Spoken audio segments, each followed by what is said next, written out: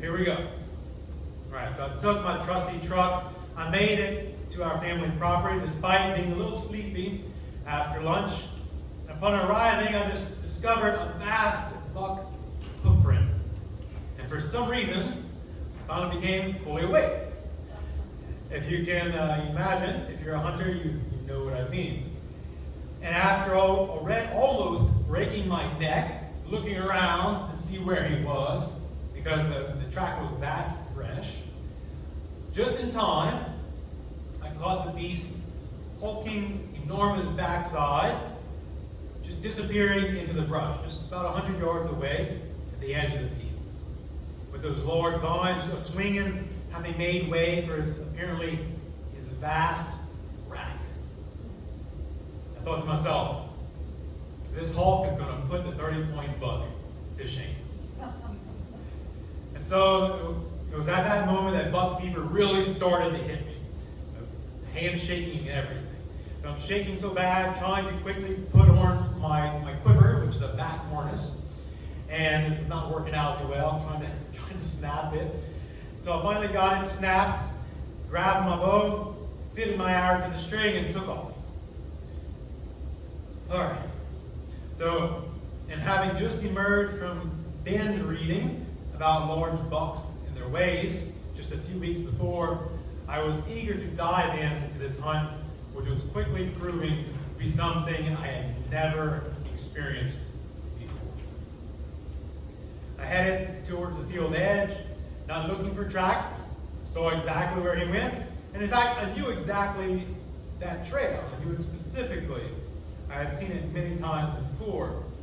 I simply made sure that I wasn't causing undue noise, wasn't going to step on any snakes, which could cause me to make undue noise. It would not be that good if I got bit. So I get closer toward the trail. I know it's narrow. I know it's very thick and difficult to see into. And as I approached, I realized that my wind was blowing basically straight in that direction. Okay? C'est pas bon. So I knew the wind was blowing a little bit towards my right, so I simply passed on, just like we have the aisle here in the church, just about 10 yards or so to the right. I have our tractor trail that we use to go back down our property. So I just started following that trail instead. And about 15 yards in, I hear an acorn snap, cracking. It's very distinct, that cracking of those acorns. Very similar to that cracking of corn. You might hear the cows or the other animals eat. So I hear it off to my left, about 30 yards up in front, and I hear some movement, which seems to not be another animal. If you know, or you do know, that armadillos and squirrels can very much scare you in the woods. You think it's this big buck coming, so he finally steps out, and it's a rock wall. Okay? Or it's a rock man, or it's just a little squirrel just hopping along. Okay. But anyway, so I'm thinking it's a deer, so I keep pushing forward. Going along, about, of course, taking my time, right? Quiet, looking around, stopping every now and then, listening, looking. And about 25 yards in, I do indeed see a squirrel, just off to my left, right off the trail. And I have a couple of trees immediately on my right. I'm trying to always, just like a buck does, stay close to that cover, having something right by me. And when I go to take that next step, I feel the briars wrap around my leg, which happens very often.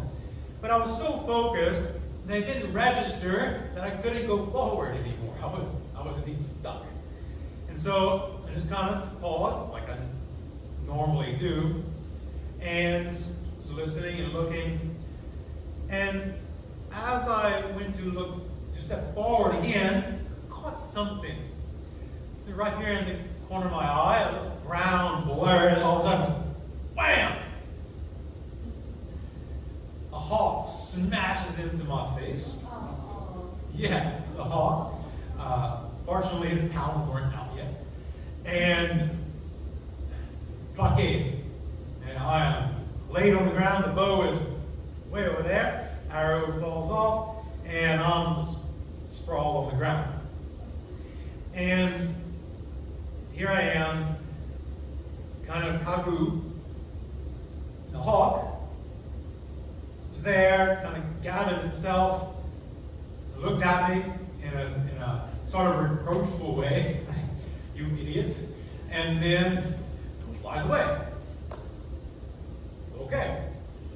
So, well, I'm on the ground, I'm trying to recover myself, and as I come to my senses, I realize that I can't quite put my foot underneath me as I need to stand up. And it's at that point I realized that it's not briars holding my foot. Can you imagine what it is? No, not a snake, not this time. Not a snake. Sorry? A trap. Very good. It's my cousin's snare. So, cousin's snare, and man, okay. So I finally figured out how to get it off my leg, and it was very tight. It had done its job, but fortunately, it hadn't cut off the circulation completely. So after clearing myself from the trap, trying not to call myself stupid too many times, I stand up, and it hurt. It's the feelings kind of coming back into my leg because I was so blind in the moment. I was so intense on what was going on over here. I couldn't see what was happening to me, even something causing me pain. Perhaps you can relate in some way, even if not in hunting. Perhaps you kind of know what I'm talking about in life. And boy, how I wish that T. Joe had come along with me that day, like he normally did, my hunting buddy. But he wasn't. So I picked up my bow, refit the arrow to the string, and kept moving forward. After about 30 minutes, however, almost starting to get discouraged. But I said to myself, all right, I know he's here somewhere. That stupid hawk may have caused him to go off a ways, but I know he's somewhere in the woods. So, what do? I go to the trail he was on. Quietly step on over, peer up and down the trail, make sure there's nothing going on. Look down, and sure enough, I see where his big old print had disturbed the leaves. In a track, you have, in a well-used track like this one, you have the dirt kind of cut up and made almost a powder. You can see the coon prints, called the raw earlier. You have the possum, etc. You see all those prints. Well, there he was stamped right there, sprawling prints. All right, I said to myself. I started moving up the trail.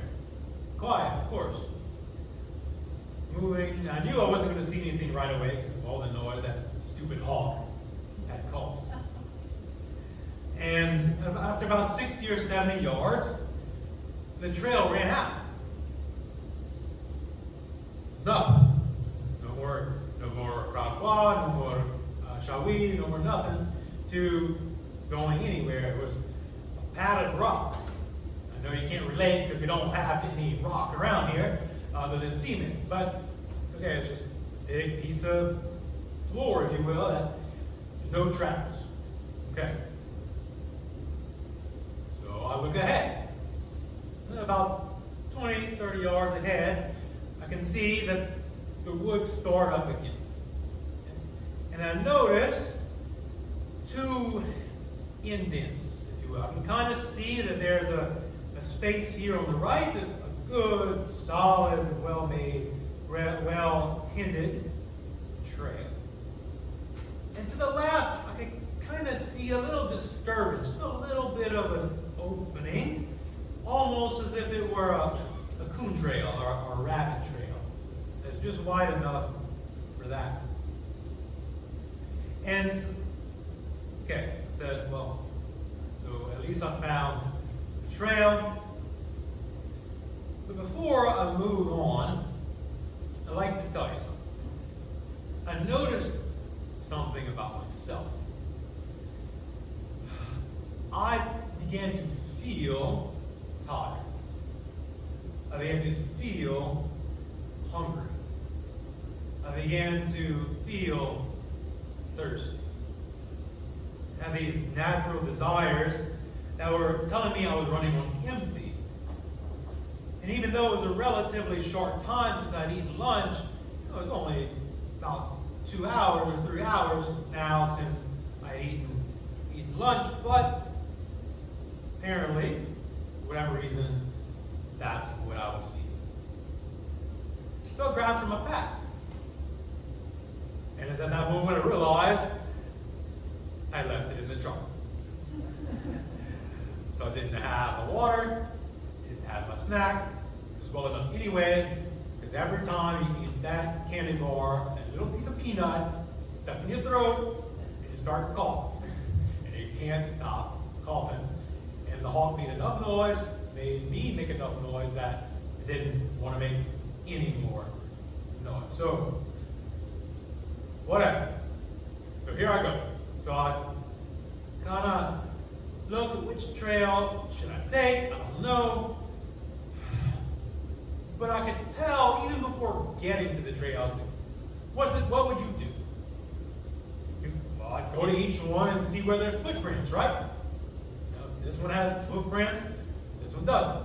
This one has whatever, this one has that particular box print, so I'll go on that. But before I could do that, I could sense something. In that moment of need, in the moment of not having that full belly, I was kind of more aware, if you will. I just had this pull to go check out the left. I said, okay, here I go. So I went. And as I get to the trail, I saw nothing. Just some dirt, some squirrel tracks, etc. And, okay, so, well, I know I need to go this way. So I kept going. Step by step, ever so quietly, knowing that I was going into thick brush. Knowing that I'm heading towards that bedding area that we normally don't go into, but this is a special occasion, right? It's the once in a lifetime thought. So warily, I move forward, and eventually, there it is. I see his track, kind of, not just a regular track, but a track that's showing that he was moving fast. He was still trying to get away from the noise. Okay, so warily breathed a sigh of relief and took a few steps up the trail, looking ahead and making sure there's nothing coming and keep moving. Kind of entangling myself as I go, because remember, it's a tight trail. The briars are pulling on me, etc. And eventually, I heard something. I heard a crack. And you know what that means. When you hear a branch crack, it's not a squirrel, right? It's not a doe. It's a heavy bump. Okay. All right. I'm getting somewhere. So I start moving. I start grabbing my bow tight, make sure my arrows fit on my string. All my senses are active. Listening for any more movement, looking for flicks of an ear, the smell of a deer, etc. Oh, and by the way, my heart is pounding. And it's in my throat. I can hardly breathe because my throat is blocking my airway. But here I go. My bow is ready. And after a few more yards, I'm getting in. The trail starts to bend left. So I start hanging even more tightly to the left side, as narrow as that trail is, moving along. Peeping out now and then, daring to look a little bit up the trail, stopping, and listen. Because that's what you do when you're stalking. You can't just plow through the woods. You gotta be quiet. You have to listen. Okay. Quiet. Trying to do what I learned in nursing school, to slow my breathing. And then coming around the edge. And then there he is. He's right there. He's there. Stepping out from the left, right behind that palmetto bush, just 8 yards away. Just from me to the middle of the church, right there. So what do? I freeze. It's a deer. And yet, there was something, all my training, all those times I practiced this moment, I could tell was taking effect. That muscle memory I built up was working. And so, I knew to not just do this and aim and shoot, I knew to look first. Make sure there was no other doe right here about to bust me, or squirrel, or whatever. And so, he's right there, so I look around, make sure I'm not going to hook my bow on anything. He's eating his little winter grass, not looking at me. And as God would provide, he looks left, looks behind towards the other way. And that is exactly what I needed. But still, cautious, because he might be looking at a doe on the other side that I don't see, and that will start blowing and will ruin the whole thing. So I'm looking, okay, nothing. So as he's looking back, I begin. All right, here I go. I draw back, and he looks at me. Oh man. Now what do? I can't let the arrow go, because he's just gonna duck. He's gonna duck the arrow. I know how many times I heard the story my dad had that 8-point buck duck his arrow at 5 yards. Man. But before I could really realize what was happening, something different happened.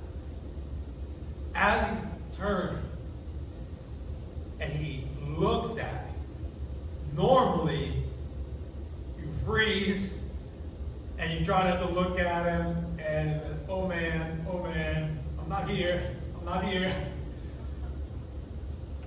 And you wait for them to put their head back down. But his eyes met mine.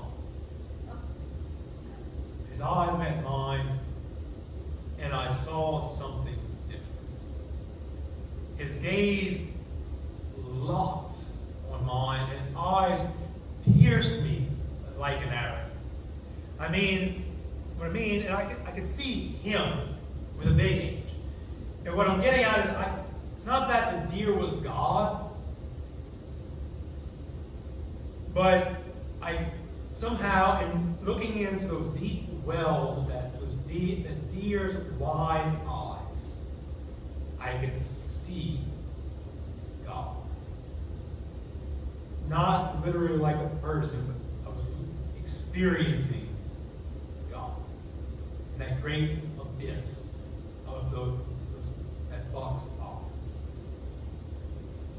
And that moment, all in an instant, I felt trapped. I felt duped. I've been set up. All in that moment, I felt angry. I felt sad. I felt shame and awkward because of God's closeness. And actually, I was kind of scared of who knows what. Because who knows what God might do. In that moment, I'm vulnerable, peering into my soul. The eyes are the windows of the soul. And then something else happens.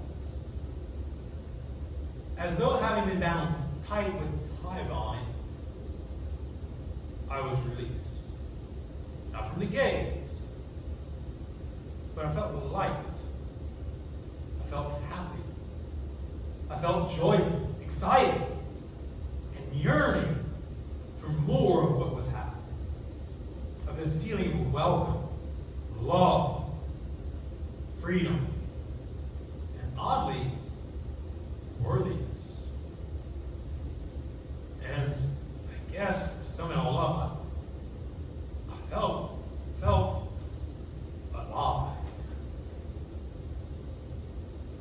It's extremely odd to go from getting ready to take this beautiful animal and then to now be the one that's been shot. It's almost as though I could feel the blood running out of me. I was dying.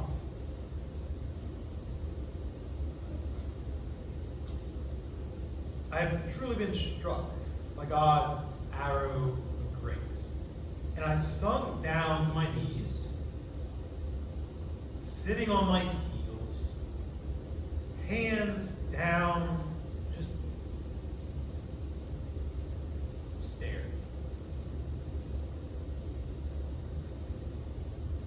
Treading the waters of eternity, pouring from those brilliant and wide eyes. And at that moment, I hear as though from the deer, David, lay down your bow. It is I who have been pursuing you. So I let my bow fall from my hands, and I gaze at him. And he at me. I'm looking upon him whom my soul loves. And at that particular moment, I began to notice a glow right above his head, smack in between the expansive rack of this massive buck, and a sacred crucifix appears. And it is glowing with the glory of God in a way that I cannot even begin to explain, except to give you an idea. And that it was more resplendent than the sun on a summer lake. More blinding than that. Instantaneously, I knew three things. That God is absolutely good and faithful. That out of sheer thanksgiving and love, I can respond in no other way than by walking the way of the cross. And third, that I'm not meant to take that road alone. I need a hunting buddy. Not just in the field, but always. Because the spiritual life we undertake as a body.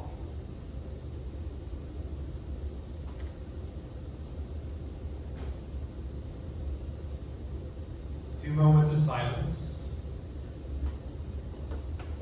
The crucifix disappeared. The buck broke eye contact. It walked across the clearing into the brush on the other side.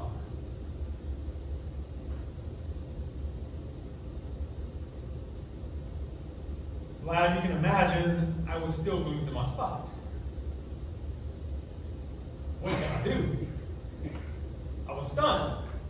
Yet exactly as I was awakened when I first saw his track, so I was now. My cup was overflowing. I couldn't wait to share the story. I bent forward, kissed the dirt, laid me down, face first, praying a glory be, because what else can I do besides give thanks to God for his sheer goodness, for his mercy, for his magnificence.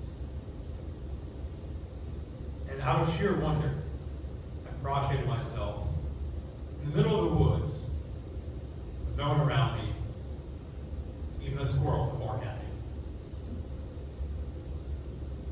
Then I picked up my bow and began to trek back to the truck.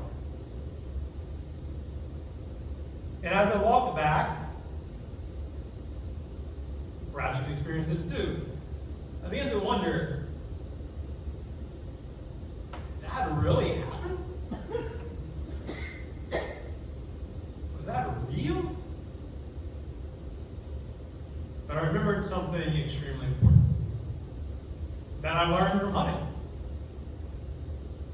And just like we say, there's no deer in those woods, until there's a deer.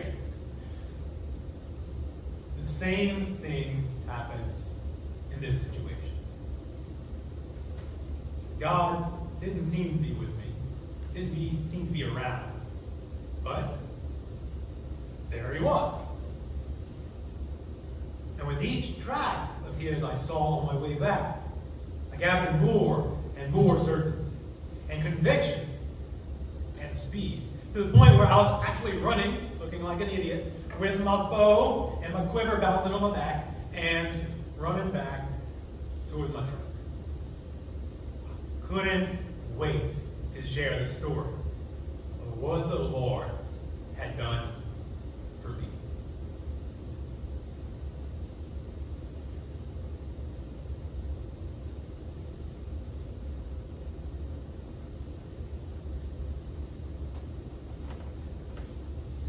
God did all.